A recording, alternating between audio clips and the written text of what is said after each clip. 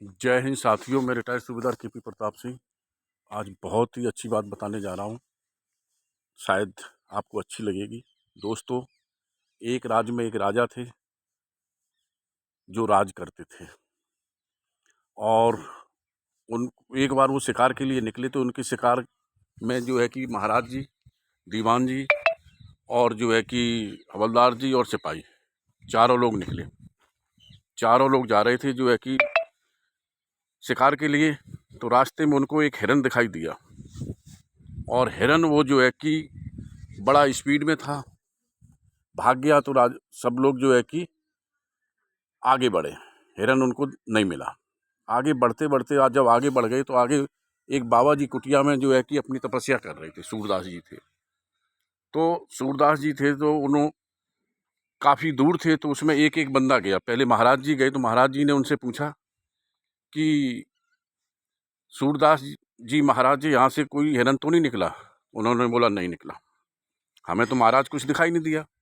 दूसरे नंबर पे उनका दीवान गया, तो दीवान से ने पूछा कि सूरदास जी, यहाँ से कोई हिरन तो नहीं गया? तो उन्होंने मना कर दिया, बोला नहीं गया।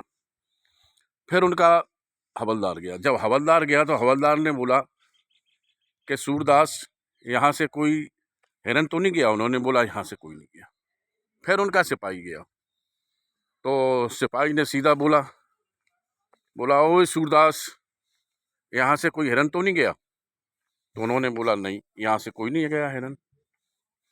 और जब वे चारों इकट्ठे हो गए, इकट्ठे होने के बाद सभी ने सोचा कि अरे सूरदास तो अंधे थे, उनको तो दिखाई नहीं देता, उन्होंने पहचान कैसे लिया कि हम सभी जो है कि ये महाराज हैं, ये दीवान है, ये हवलदार है, ये सिपाही है।